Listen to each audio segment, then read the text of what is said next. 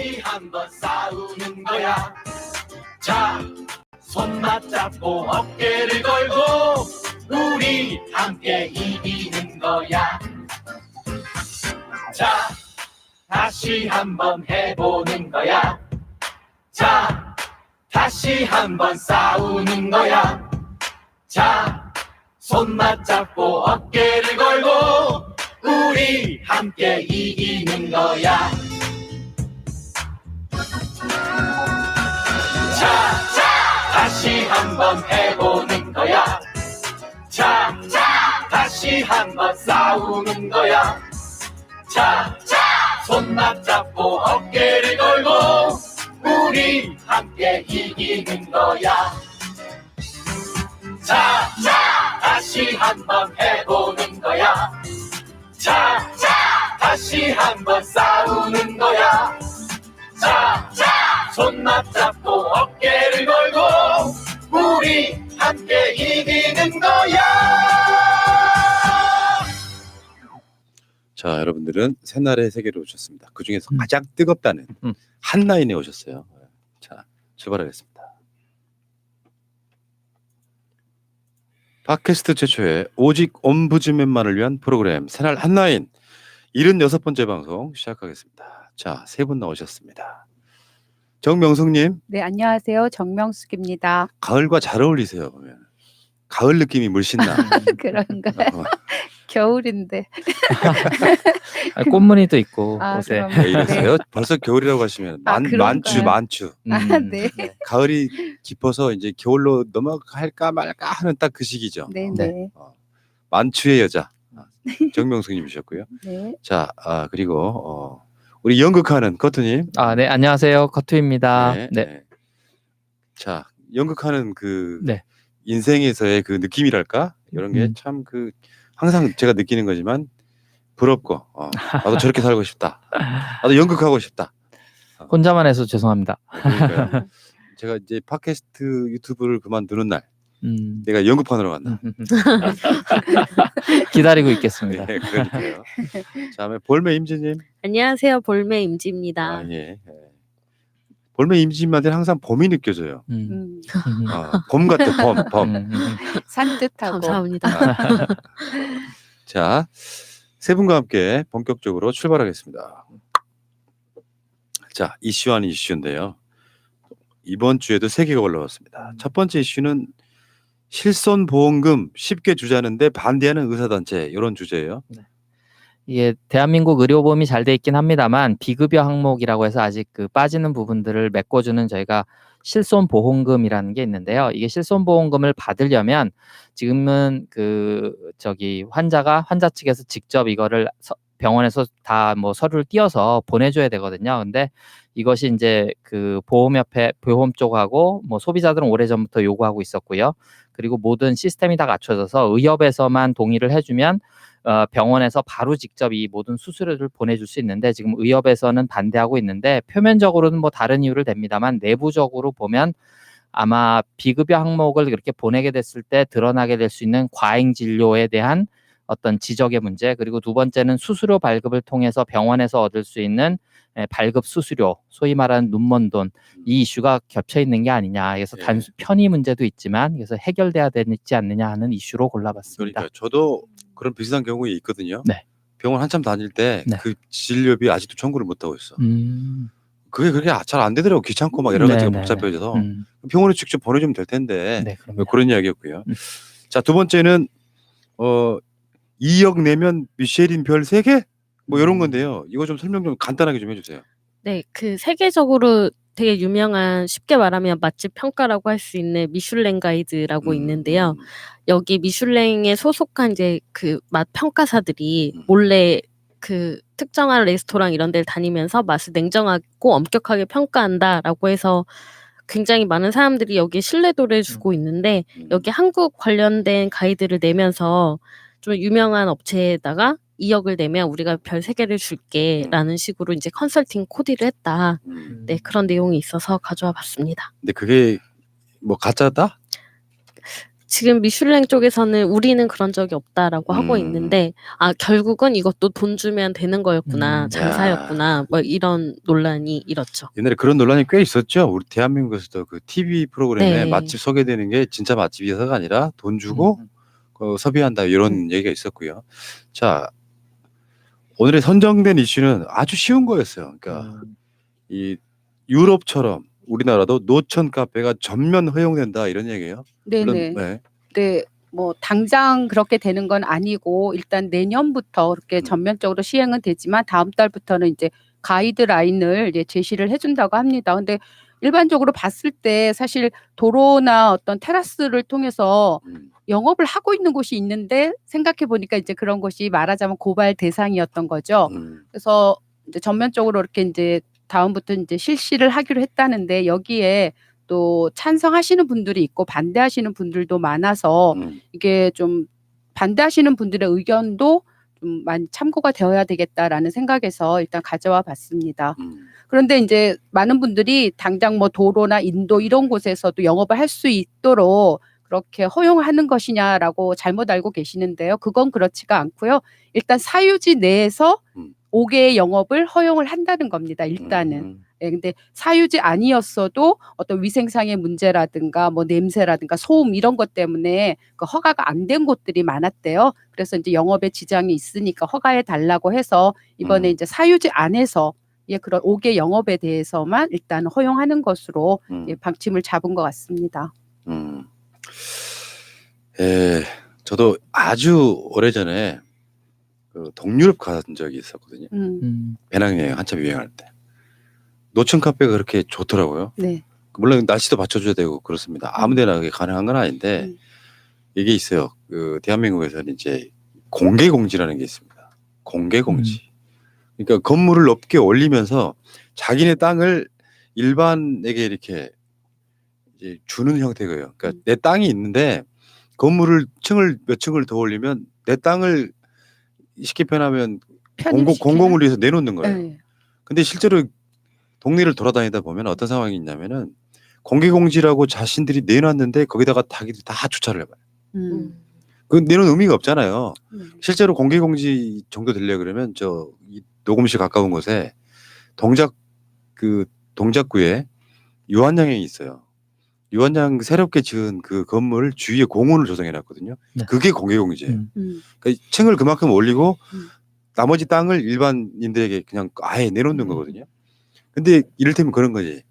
대한민국에서 노천 카페가 가능하려면 그 공개공지에다가 자신들이 이제 이 테이블 내놓고 장사하는 경우가 꽤 많아요. 지금까지 이제 약간 불법으로 해왔던 노천 카페 형식이 그런 형태는 안 된다는 거죠. 자신들이 내놓고 자신들이 다 그냥 무단으로 점유할 거면 무슨 의미가 있냐 이런 얘기. 그리고 이제 뭐 좀 브랜드 있는 카페라든가 어떤 레스토랑 같은 곳은 그래도 이제 좀 디자인 개념을 살려서 그 데크 같은 것도 설치하기도 하고 해서 그런 대로 이제 또 미적인 감각을 드러내고는 있지만 그렇지 않고 길가에다가 그냥 테이블이라든가 의자 갖다 놓고 음식 뭐 하고 이러는 경우가 이제 있는데 저도 어느 날 집으로 들어가려고 가는데 그 막 고기를 길거리에서 테이블에다 놓고 굽고 하는 그 연기가 이렇게 맡게 되니까 별로 좋지가 않더라고요. 그리고 이제 소음도 사실 또 앉아서 막 큰 소리로 또 말씀들을 나누시고 하니까 예, 그런 것들이 이제 전면적으로 인도나 도로에서도 가능하다고 하면은 이거는 좀 문제가 많이 발생하지 않을까라는 그런 우려들을 또 많이 하고 계시더라고요. 예. 저는 이제 술이나 그 커피 이런 걸 좋아하다 보니까 네네. 이 기사를 봤을 때 되게 환영이었거든요. 네네. 네. 노천에서 먹는 것도 되게 좋아하고 되게 분위기 있고 그리고 사실 여기 노천을 지금 암암리에 이용하고 있는 곳들은 다 이렇게 좀 그냥 그 작은 가게들이 예. 굉장히 많아요. 한정화. 공간이 좀 많지 네. 않아서 그래서 뭐 인도에 방해가 되지 않는다라거나 쓰레기 처리 이런 것들만 확실히 한다면 지금은 너무 관광 특구 명동 정도에만 가능한 걸로 알고 호텔이나 있거든요. 뭐 이런 거. 네. 네. 그런 규제를 푸는 거는 조금 장사와 그다음에 또 더 넓은 의미의 관광 뭐 이런 것들을 활성화하는 데 도움이 될 거라고 저는 생각합니다. 그러면 예, 좋긴 한데 아까 말씀하신 것처럼 유럽 같은 곳은 그 광장을 중심으로 어떤 상업 구역 이런 것들이 이제 조성이 돼서 그나마 괜찮은데 우리나라를 생각해 보면 굉장히 그 도로도 좁고 또 공간들 활용하는 게 그렇게 만만치가 않을 텐데 과연 어떻게 또 시행이 될 수 있을지 좀 지켜봐야 될 것 같습니다. 근데 술이 취하는 원리 중에 하나가요. 술이 가장 안 취하는 게 바다 어부들이에요. 바다 어부들은 대병 가지고 가서 지금 우리가 마시는 게 대병이 아니고 원래 대병은 우리가 지금 마시는 소주병의 5배 대병을 갖고 가서 갓 잡은 회에다가 술을 마시는데요. 그분들은 술이 잘 안 취해요. 이유가 뭘 것 같습니까? 공기- 바닷바람과 함께. 공기 때문에. 네. 공기가 좋아요. 네. 그렇죠. 그러니까 지하에 있는 호프집에서 소맥 마시면 기필코 취하는 게 옛날 같으면 담배도 피웠잖아요. 공기가 안 좋은 상태에서 혈액 속으로 신선한 공기가 안 들어가고 연기라든지 이런 것들이 들어가면 술이 훨씬 빨리 취합니다. 무슨 말씀 드리려고 그러냐면 노천 카페가 그런 의미에서 날씨만 좋으면 뭐 지금은 이제 한국은 겨울이 돼가고 있습니다만 한참 그 좋은 가을 날씨에 매캐한 어떤 실내에서 뭔가를 먹는 것보다 밖에 모서 먹는 건 맛있고 좋아요. 그런 어떤 우리가 긍정적인 그림만 생각하면 이런 게 다 됐으면 좋겠다 하지만 이게 이제 피해를 보는 사람들이 있기 때문에 어쨌건 법적으로는 풀린다고 하니까 많은 분들이 지금 재밌는 어떤 모습을 볼 수 있을 것 같습니다. 자, 알겠습니다. 이슈 아닌 이슈 노천 카페 전면 허용 이야기였습니다. 자, 이메일 와 있습니다. 네, 나병호 님이 보내주신 이메일입니다. 푸나님 안녕하세요. 2번째 인사 올립니다. 하루가 멀다 하고 정치 관련 핫뉴스가 터지는 요즘 선거철이 다가오는 걸 피부로 느껴봅니다. 진실 보도는 온데간데 없고 거짓 보도에 오염된 지금 국민들은 오롯이 나라 걱정에 매몰되어 있습니다. 당장 나라야 망해라 망해라 부채질하는 저들. 집토끼라도 지키려는 속셈으로 발악하고 있습니다. 거짓을 참이라 속여대고 감언이설의 분열을 조장하는 선수이자 섬나라 왜구, 형 교활한 분열자들이라 말하지 않을 수 없습니다. 하는 짓이 왜구와 다르지 않으니 오죽하면 국민들은 토착 왜구라 낙인 찍었을까요? 대놓고 망국을 즐기려는 매국노들을 어찌하지 못하는 현실이 안타깝습니다. 지난 2년 반 절감했던 저들의 만행을 보았듯 내년 봄 전쟁에서 압도적인 승전을 간절히 바라는 마음입니다. 다음 집회에 즈음하여 토착 외구 당사 정문 앞에 소녀상 제막식 퍼포먼스를 하면 어떨까요? 이참에 정문 앞에 소녀상을 설치하는 것이 좋겠습니다. 아주 그냥 소녀상 거리로 만들까요? 토착 외구당 해체를 외치면서 백금열 창작 판소리를 더하면 열광의 도가니가 아닐까. 반대하면 외구요, 찬성하면 아베 배신일 테니 양수 겹장 외통수 그 꼴을 보고 싶습니다. 토착 외구 나경원이를 말하지 않을 수 없습니다. 나씨 가문에 보는 나주이며 하나입니다. 저의 고향은 전북 김제입니다. 가문의 한 사람으로서 죄송하고 거듭 사과 말씀드립니다. 푸나님 고향이 영산포라 하셨으니 주변의 나가들을 잘 알 것입니다. 가문의 큰별 라드용 장군께서는 당시 민간인 신분으로 다가올 미래의 해전에 대비한 전략적 전투함을 디자인합니다. 그리고 외란 전 전라 좌수사 이순신 장군을 찾아가 돌격선 제작을 제안하게 됩니다. 이렇게 탄생한 거북선을 외란 발발 전날 실전 배치하기까지 한치의 오차 없는 엄청난 노력의 결과물로 완성해낸 것입니다. 해전 중 항상 선두에서 적함을 파괴하여 기선에 제압하는 당대 세계 최고의 전술형 돌격 전함을 디자인한 장군이야말로 가문의 영광이 아닐 수 없습니다. 나드용 장군께서 16세기 왜구와 전쟁을 했다면 21세기 토착 왜구와 전쟁의 선봉에는 손장군이 있습니다. 두 분 장수는 디자이너라는 관점에서 영역이 다를 뿐 닮은 점이 많습니다. 적과의 전쟁에서 전략과 전술이 타의 추종을 불허함은 물론이고 전투에서도 한치의 허점도 허용하지 않습니다. 숱한 부상에도 오직 조국을 위해 불골쇄신 사즉생의 각오로 전투에 임하듯 손장군 또한 192명의 주변 인물들을 괴롭히는 토착 외구 떡검의 도발에도 굴복하지 않았습니다. 당적을 버리는 사직생의 각오와 돌격전함 거북선처럼 일당백의 기계로 초전해서 기레기 스브스를 가볍게 제압하는 전과를 올렸습니다. 외란 발발 직후 이순신 함대가 최초로 출동한 옥포해전의 승전보와 너무도 닮았다는 낭보이지 않습니까? 손 장군께서 기레기 언론으로부터 투기꾼으로 난도질 당할 때 나경원 따위가 정유재란 전승 땅 목포에 와서 호남의 딸이라 씨부리고 도망친 일이 있습니다. 외구 주제에 가소로운 일입니다. 본시 손 장군에게 대적하기에는 기량 자체가 턱없이 부족하니 꽁지 빠지게 달아난 겁니다. 야구로 말하면 메이저리거와 유치원생 게임이었을 테니까요. 가문을 더럽힌 그 죄는 내년 봄 호남 땅 산수유꽃이 지기 전에 혹독한 대가를 치를 것이라 감히 단언합니다. 푸나님께 일말의 위안이 되리라 생각합니다. 처음 손 장군께서 목포 땅에 임하여 36m 높이의 굴뚝을 발견하고 그 순간 오랜 동안 꿈이었던 박물관 부지로 매입할 것을 과감하게 결단합니다. 일제수탈의 상징인 근대 유물로서 역사적 가치를 알아본 탁월함을 어찌 찌질이들이 알아보기나 하겠습니까?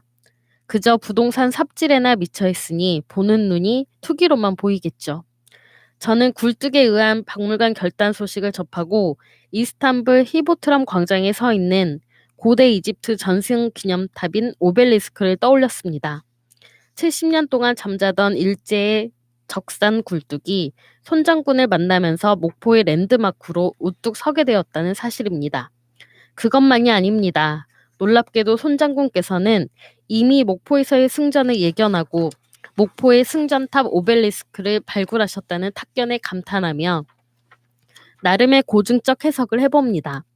세기를 넘어 나장군과 손장군, 임진왜란과 기해왜란 이렇듯 목포 땅에서 서로를 교감하고 있다는 것이 감동의 드라마처럼 다가옵니다. 한 걸음 나아가 손장군님의 타고난 천재의 예술적 창작 능력을 짚어봅니다. 사람만한 조약돌을 볼 때마다 감격의 눈물을 흘리지 않을 수 없습니다. 왜냐고요? 사라진 역사, 천년 전 선조들의 나전칠기 예술을 현대적으로 재해석하여 되살려냈다는 위대함을 보았기에 그러합니다. 단순 작품이 아닌 고대 역사로부터 예술적 가치를 조약돌 속에 모조리 담아냈다는 것으로서 위대한 업적임을 알아야 합니다.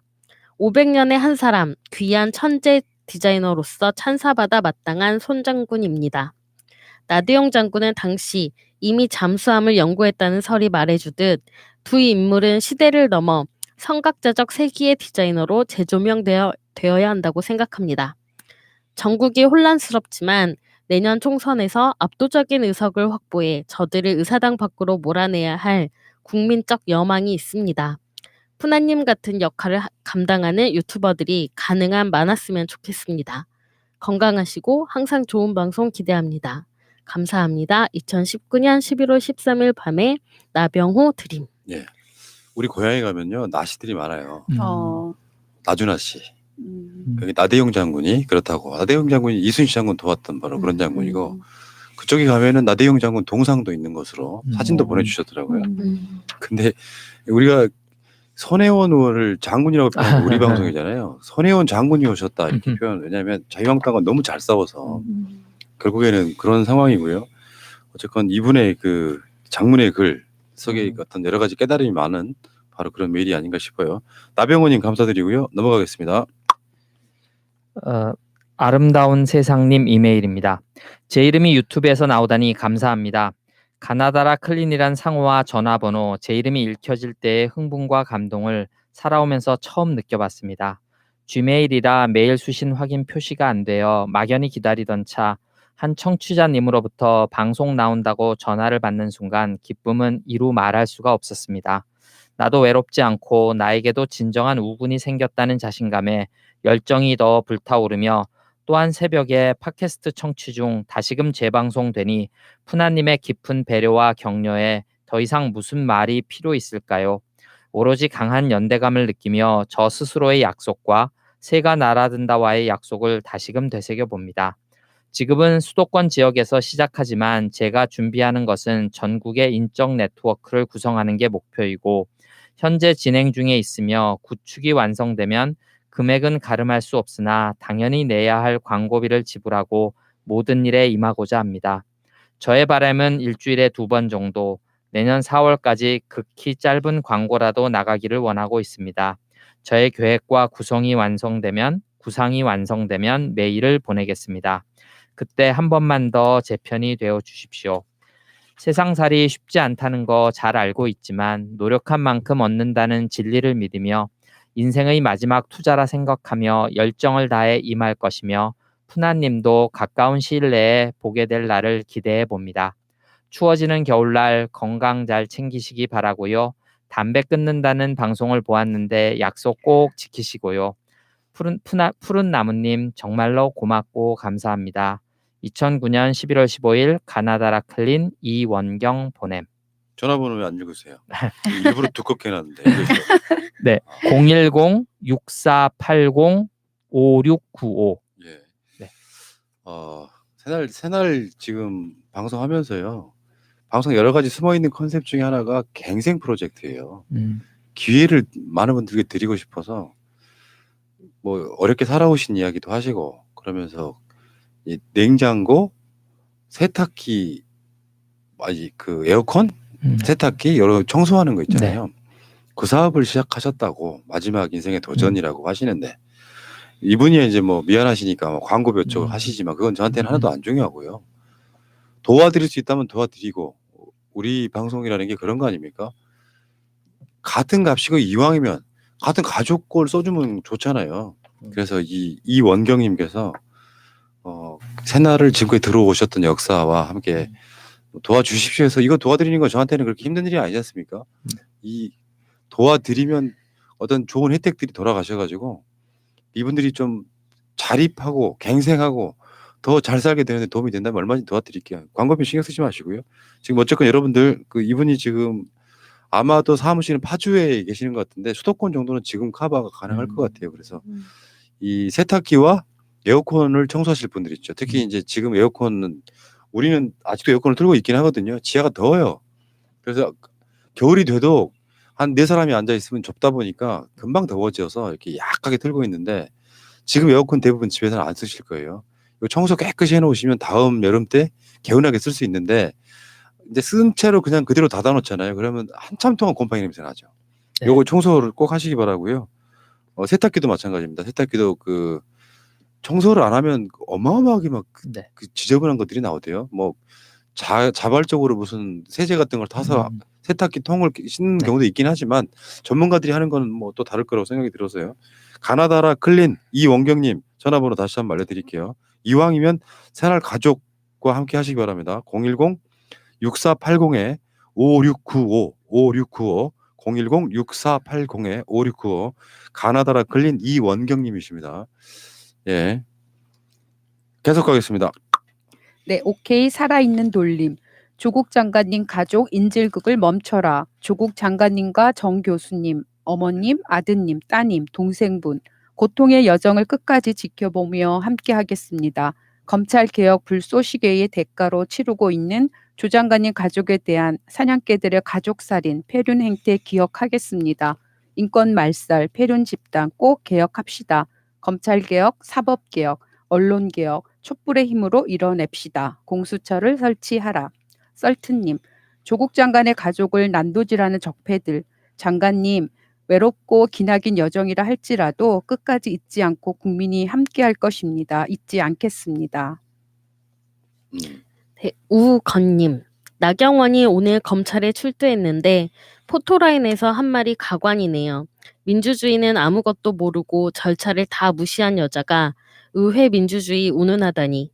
윤석열 춘장님 똑바로 수사하는 게 좋을 겁니다. 강판종님.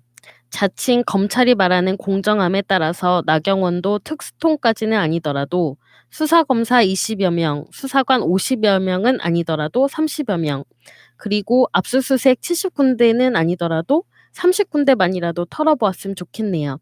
나경원 남편이 판사라서 힘들까? 띠따로님.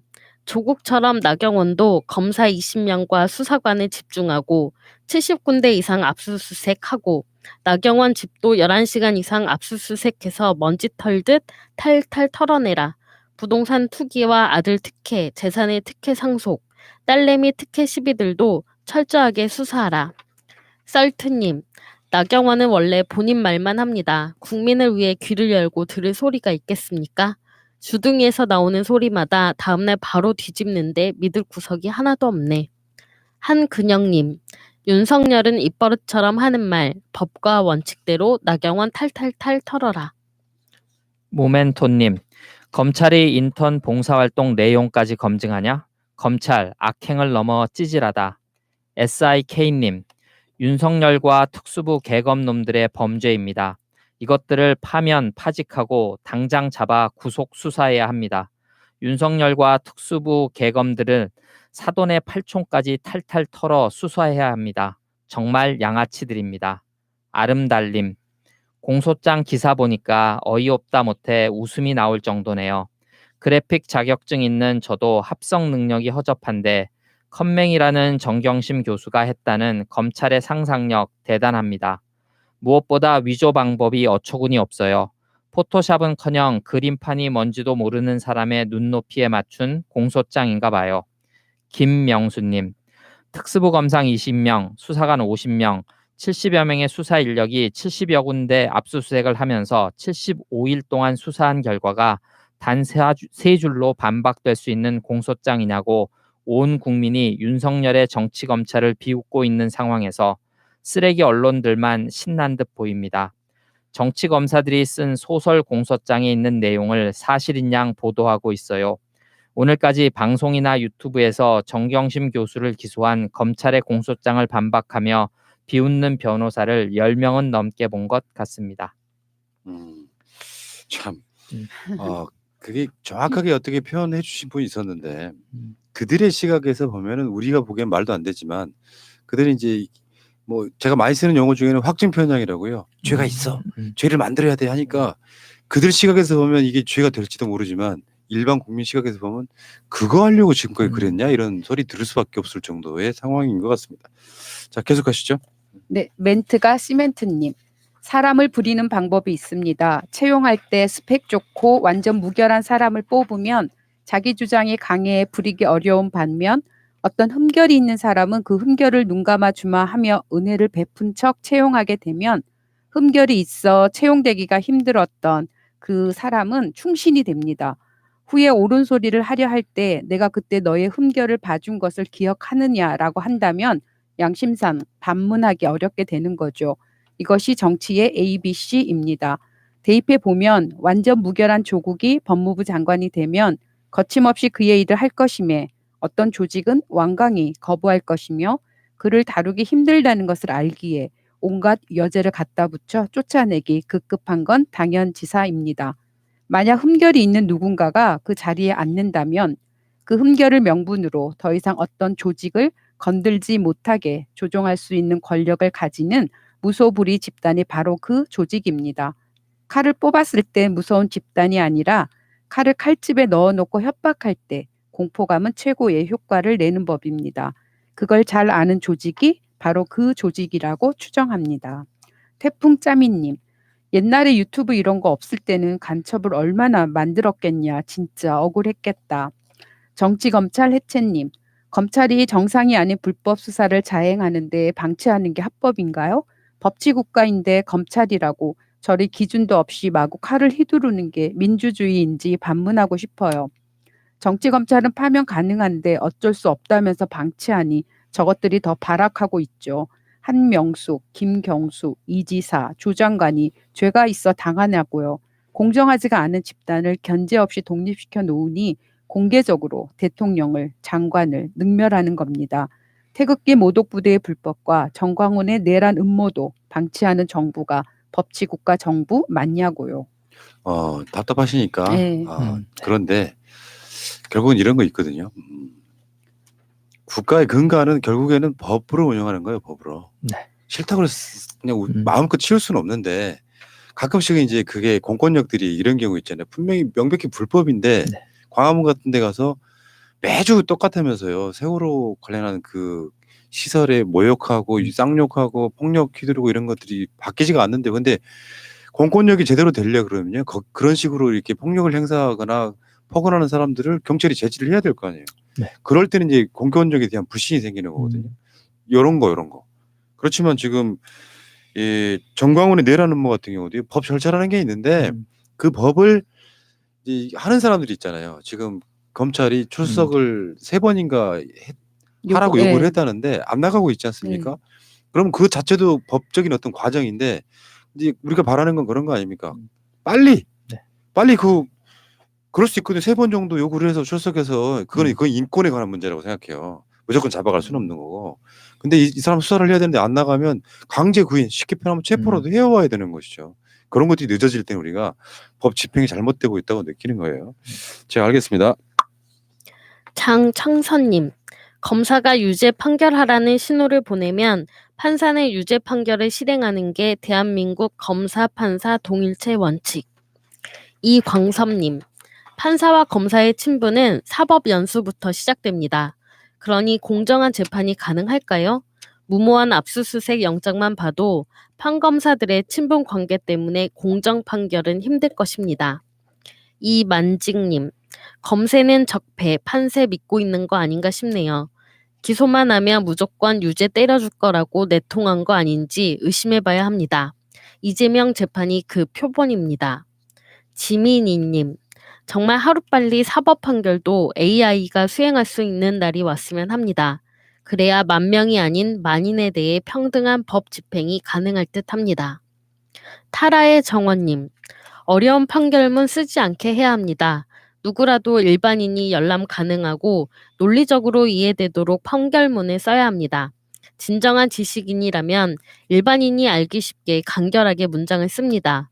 어려운 문장으로 위용을 부리거나 남을 교묘히 속이는 법문 등은 국민들이 자유롭게 열람하며 판검사들에게 직접 항의할 수 있어야 합니다.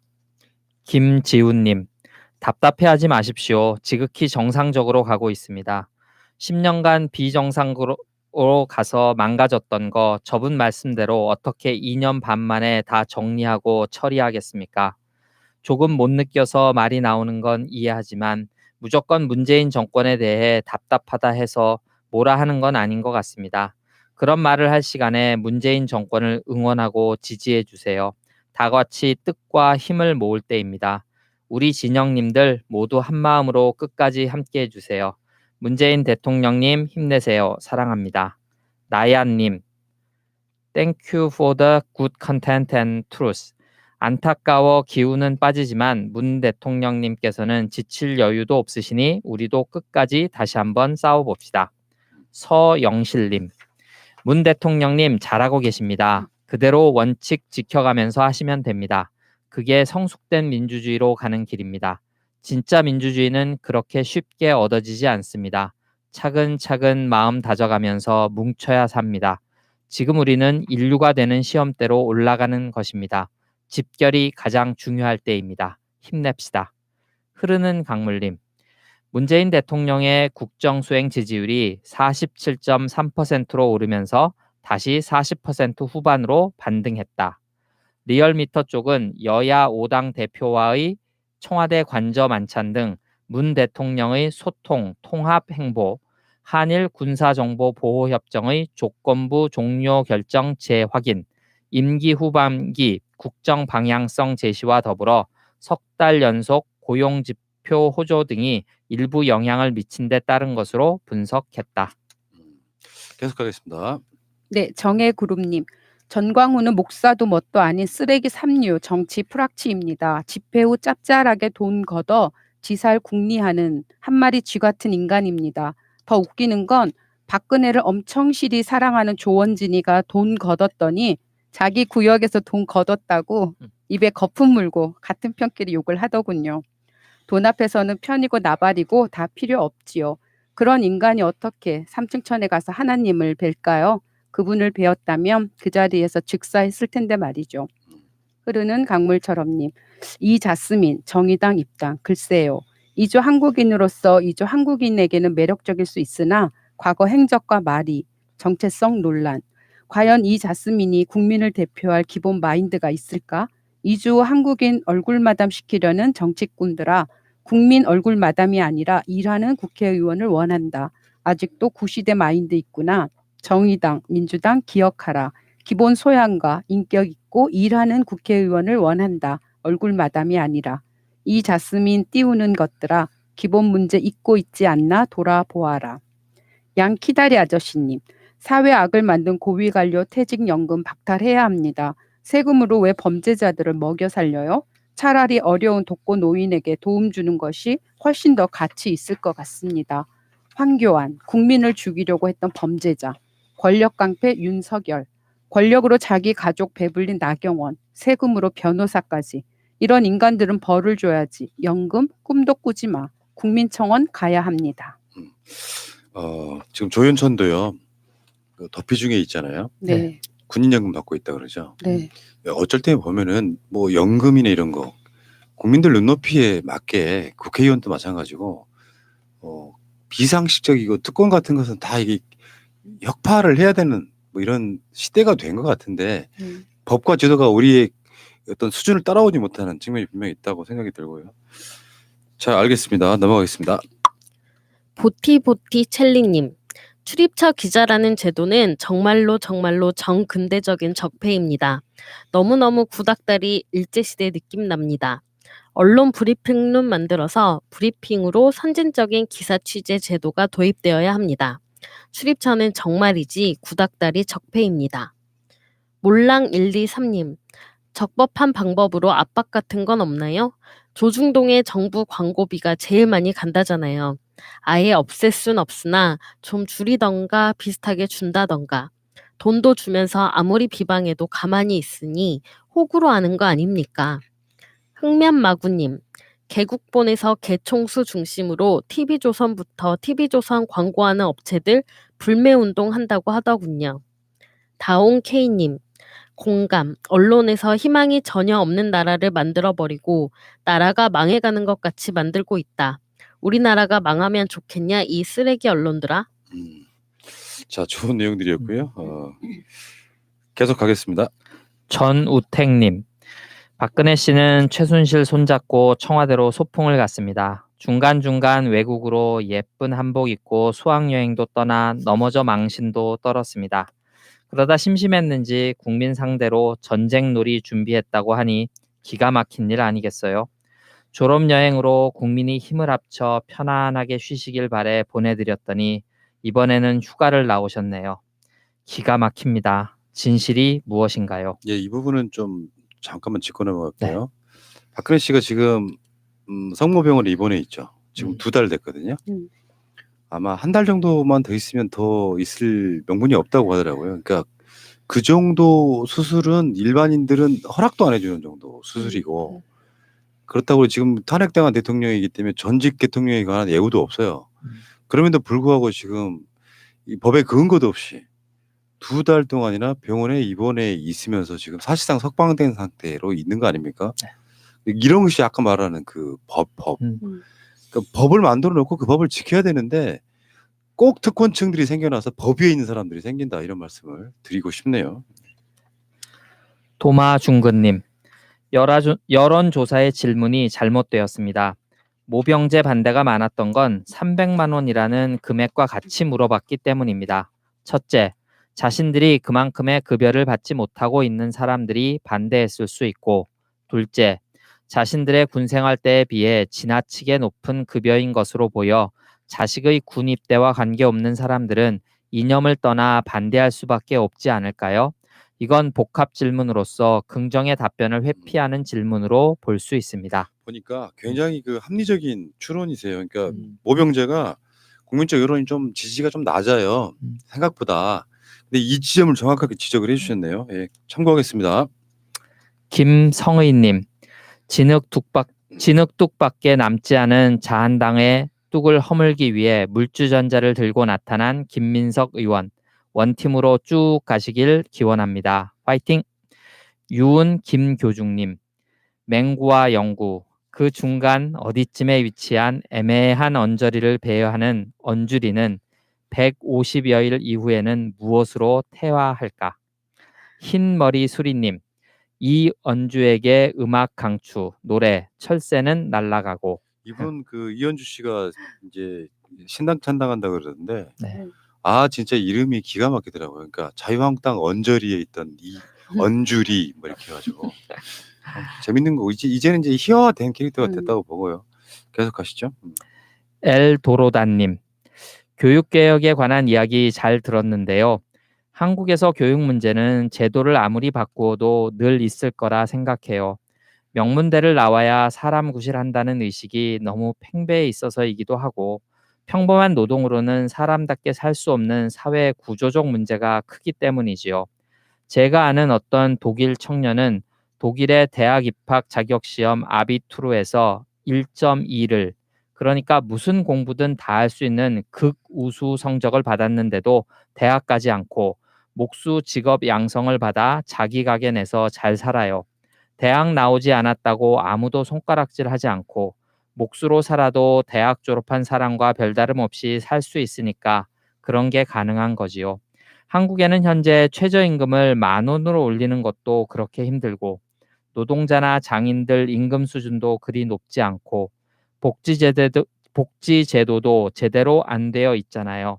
이런 사회 구조적인 문제들과 교육제도 자체, 그리고 교육에 대한 사람들의 의식이 바뀌지 않는 한 교육 문제는 늘 남아있을 거라고 생각합니다. 계속 가겠습니다. 네, 다상냥님. 건강보험에 대해 안타까운 마음을 써봅니다. 사보험이 아닌 건보를 믿고 싶습니다. 하지만 공무원의 맞춤형 복지를 보면 공무원들은 자신들의 의지와는 상관없이 해마다 사보험을 들어야 합니다. 공무원들에게는 맞춤형 복지라고 하면서 일괄적으로 가입하도록 하는 사보험에 대해 선택적으로 가입하도록 하거나 아니면 건보 확대를 위해서 축소해 주시면 좋겠습니다. 공무원 수를 고려하면 막대한 돈으로 보험회사를 도와주는 건 아닐런지요. 네. 베로니카 반데르 메르벤님, 굿모닝 새날 푸나님, 파란 남자들 코너 집중력 짱입니다. 엄청 재미있어요. 네 분 정말 좋은 방송 잘하고 계신다고 지지와 응원을 보냅니다. 꼭 전해주세요. 청와대 BTS 수다도 쏠쏠하고 사투리 쓰시는 것도 너무 귀엽고 재미있어요. 누가 재미없다 하나요? 저는 적극 지지, 응원, 열렬 팬입니다. 힘내세요. 청와대 BTS, 파란 남자들과 푸나님. 사랑해요 새날 언제나 뜨겁게 많이 무조건. 감사합니다. 네, 아주 리듬이 막 잘 타여지는데요. 거의 우리가 진짜로 BTS 된 느낌이네요. 비하인드 더 씬의 네, 비하인드 더 씬. 네. 김재웅님, 와우, 신선한 시도네요. 우리 청년 정치 새내기들 파이팅. 만약 저쪽에서 이런 방송이 있다면 아마도 문 대통령과 정부에 대한 욕지거리 외엔 없었을 겁니다. 아무쪼록 정치에 대한 건전한 비판과 토론 부탁드립니다. 예, 청국장, 청년방송 청국장 많은 분들 많은 시청 바라겠습니다. 네, 더블님, 비나이다. 내년 총선 민주당 압승으로 지금의 우리네 가슴 아픔을 싸그리 씻어주기를. 새날 식구들과 함성의 소리를 지를 수 있기를. 저도 그런 생각해요. 내년 총선 출구조사 나오는 순간에 민주당, 정의당 등 해서 민주진보 계열 200석 이상 나오는 게 제 꿈이에요. 네, 김민주님. 기본소득에 대해 국민들은 공짜 돈이라 생각하면 안 됩니다. 자본주의 국가에서 자본에게 착취당한 노동의 대가를 복지로 돌려받는다고 생각하셔야 합니다. 자본주의 국가는 자본이 공동체의 자산을 독점하고 온갖 세금 혜택을 누리며 돈이 돈을 버는 사회입니다. 노동이 자본에 밀리는 사회죠. 기본소득은 그것을 국가가 노동을 가진 국민들에게 공평하게 환원하는 것입니다. 공짜 돈이 절대 아닙니다. 맞습니다. 우리가 팟캐스트 등에서 가장 먼저 기본소득을 말했던 바로 그런 방송이기 때문에 우리 청취자나 시청자분들은 기본소득에 대한 이해가 굉장히 높아요. 공짜 아닙니다. 네. 자, 여기까지가 여러분들 오늘 선택된 이메일과 댓글이었고요. 자, 오직 공감분 시간으로 가겠습니다. 안녕하세요. 34살 공무원 워킹맘입니다. 남편은 육아휴직 중이고 아이는 7살이에요. 임신 30주차 때 제가 육아휴직 3년을 냈고 중간에 시댁에 잠시 맡겼다가 남편은 아이가 좀 컸을 때 같이 추억을 쌓고 싶다며 1년 9개월 전 육아휴직을 냈습니다.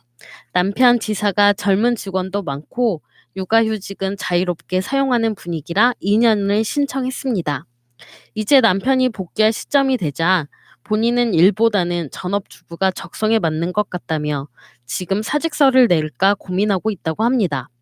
전업주부가 적성에 정말 맞다면 고려해 보지만 밥도 제가 다 하고 음식물 쓰레기도 제가 버립니다. 로봇 청소기가 하루 종일 돌아가고 세탁은 4일에 한 번 몰아서 하고 설거지하고 나면 그릇을 촘촘하게 쌓아놔 물도 안 빠져 마르지도 않습니다. 방 걸레질은 너무 안에 TV 위에 먼지가 쌓여 한 번 얘기하니 제가 뭐라 할 때만 하거나 가끔 잘못한 일 있을 때 하는 정도입니다. 2달에 한 번 정도 시어머니가 사람 불러서 집 대청소 시켜주십니다. 그냥 지금처럼 평일에 놀이학교 보내서 낮에 게임하거나 낮잠 자고 날 좋은 날엔 아들이랑 같이 수목원 다니고 대공원 김밥 싸서 먹고 참 애한테는 좋은 아빠일지 모르겠는데 보면 집안일은 하나도 신경 안 써요. 남편은 계속 아들한테 아빠가 일하러 가서 밤늦게 오는 게 좋아? 아니면 매일 이렇게 같이 놀아주는 게 좋아? 이렇게 물어보고 당연히 아들은 아빠가 좋으니까 집에 있으라 하죠. 공무원 월급 빠듯한 거 다 아시잖아요. 지금까지 시댁에서 남편 육아휴직 낸 후 생활비 쪼로 조금씩 줘서 그걸로 아들 놀이학교 보냈는데 계속 받자니 눈치 없어 보이고 부담스럽고 남편 일이 그렇게 사람 스트레스 받으며 하는 일도 아니고 오히려 결혼 초엔 팀원들 단합이 좋아 일주일에 몇 번씩 회식하고 좋아했습니다. 억지로 하는 회식이 아니라 다 같이 마음 맞아 저녁 먹으며 반주하고 제가 한번 참석했을 때도 정말 좋은 분들이고 상사분도 인품 훌륭하신 분이셨습니다. 야근도 1년에 2, 3일, 연말에 잠깐 2시간 정도 연장 근무하는 게 다고 9to6 훌륭한 직장이에요. 이제 아이 학교 가고 하면 손도 덜 가고 할 텐데 또 오히려 시어머니는 손주 보는 거 좋아해서 남편 육아휴직 냈을 때 많이 아쉬워하셨습니다. 지금도 많이 예뻐하시고 아들도 잘 따르고요. 다만 아빠를 그보다 더 좋아해요. 남편은 그냥 시댁에서 생활비 받자고 합니다. 말도 안 되는 소리죠. 저희 재산은 집 자가에 자가용 한 대 있고 그게 답니다. 유동현금은 거의 없어요. 저희 재산 수준에는 무조건 맞벌이여야 할 것 같은데 어떻게 남편을 다시 복직할 마음이 들게 만들 수 있을까요? 근데 아, 기본적으로 좋은 직장 다니시네요. 2년 네. 동안 육아휴직 낼 정도면. 네, 네. 근데 누군들 일하고 싶은 사람이 얼마나 있겠어요? 음. 근데 저는 한번 휴가를 한번 내보고 싶거든요. 한 달 정도 이렇게 푹 쉬는. 근데 그게 안 되더라고. 요거는 어떤 그 책임감의 차이일 수도 있는데 어쨌건 저는 이 이력이 사는 건 아니고 사람은 사람답게 살기 위해서 사는 거라고 생각합니다. 그렇기 때문에 그런 면에서는 쉬는 건 좋은데 이게 너무 길게 쉬는 건 아닐까? 저는 이제 육아휴직이 3개월 정도 남으신 거잖아요. 그러면 전업주부가 적성에 맞는지 3개월 동안 이제 본격 테스트를 해봐야 된다. 그래서 지금 사연 보내신 아내분이 절대로 이제 집안일을 안 하시는 거죠. 지금은 밥도 다 하시고 음식물 쓰레기도 버리시는데 이런 것도 하지 말고 그냥 이제는 도와주는 개념으로 밥 했으니까 내가 설거지 도와줄게 이런 개념으로 집안일을 손에 떼시면 남편분이 이게 정말 적성에 맞는지 3개월 동안 생각해 보시지 않을까. 근데 이게요, 일단은 그 육아휴직 관련한 법적인 부분이 정확히 어떻게 되는지 모르겠는데요. 이 유급 보장해주는 기간이 있거든요. 그 기간이 지나고 나면 무급인 거잖아요. 네. 이거 좀 무책임하신데 근데. 근데 이렇게 계셔 보니까 본인이 굉장히 편안해서 그냥 그대로 좀 살고 싶으신 욕망이 더 커진 것 같아요. 근데 머릿속에 하나를 바꿀 필요가 있어요. 사람들 고정관념 하나 깨야 됩니다. 예, 아이를 집에서 키우는 것이 훌륭하게 키우는 게 아니에요. 그 특정한 어떤 시간이 되면요, 이 어린이집이나 유치원 같은 전문적인 교육기관에 맡기는 것이 훨씬 더 아이를 위한 길입니다. 근데 그게 부모가 키운다고 그래서 그게 그 고정관념 있잖아요. 뭐 옛날에 그 젊은 여성분들, 아기 엄마들 이 어린이집에다가 아이들 맡겨놓고 커피 마시러 놀러 다닌다고 어르신들이 그렇게 잔소리를 해댔어요. 니들이 무슨 거기다가 맡기냐, 그게 아니고 전문 교육기관에 제대로 된 어떤 커리큘럼에 의해서 교육을 시키고요. 다시 말씀드리지만 아이에 대한 그 아동 폭력이 가장 많이 일어나는 곳이 다름 아닌 가정이라는 사실을. 음. 그 자기 아들이기 때문에 꺼리낌 없이 자기 자녀이기 때문에 꺼리낌 없이 폭력을 행사하는 경우도 있습니다. 그러니까 이게 2년 동안 이렇게 육아휴직 이 개념으로 하시는 건 사실상 놀겠다는 거 아니에요? 지금 이건 요즘 그렇죠. 되는 거야? 부럽습니다. 그렇습니다.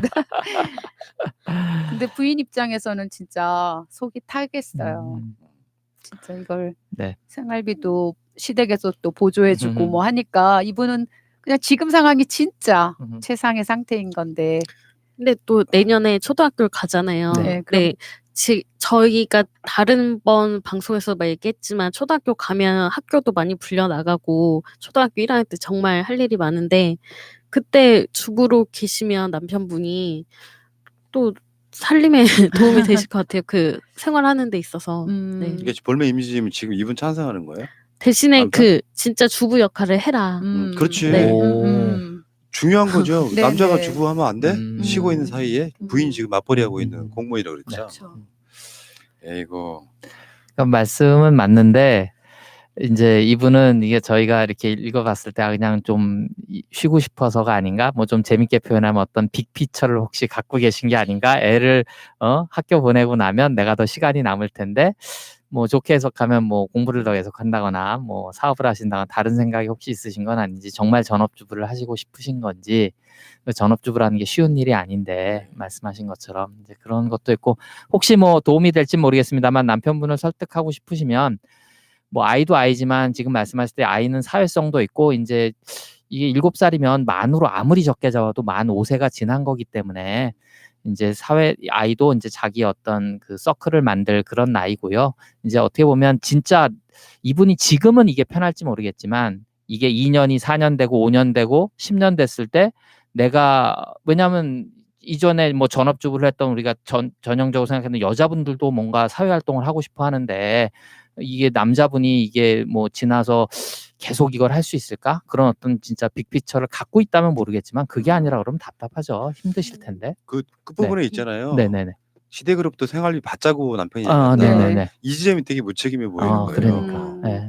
그냥 아니 그러니까 여자건 남자건 네. 실제로 본인이 이렇게 벌어 쓰고 이런 지점들이 있잖아요. 네. 전업주부라고 해서 돈을 안 버는 게 아니거든요. 그럼요. 남편과 같이 버는 거다. 이렇게 네. 이런 관점에서 봤을 때는. 근데 그 이제 독립한 성인으로서 직장이 엄연히 있음에도 불구하고 시댁으로부터 생활비 받아 쓰자라고 하는 그 자세가 굉장히 답답할 것 같아요. 부인 입장에서 보면. 자, 부인. 참. 자, 알겠습니다. 뭐, 대략적으로 지금 댓글은 그렇게 달리실 것 같아요. 철없는 뭐 네. 반발하고. 근데 부럽기도 하네요, 사실은. 그쵸? 네. 자, 알겠습니다. 오늘 방송은 여기서 마칠게요. 주말 여러분들 잘 지내고 계십니까? 우리가 살아가는 이유가 저는 있다고 생각해요. 가끔씩은 그런 생각 들지 않으세요? 왜 사는지가 궁금할 때가 있는데 궁금할 필요 없어요. 사니까 사는 거예요. 어떤 목적을 위해 사는 게 아니라는 거죠. 머릿속에 목적을 지우고 나면 사는 게 꽤 재밌어지더라고요. 그냥 사니까 사는 거다, 이렇게 말씀드리고 싶어요. 자, 새날 하나인 76번째 방송 마치도록 하겠습니다.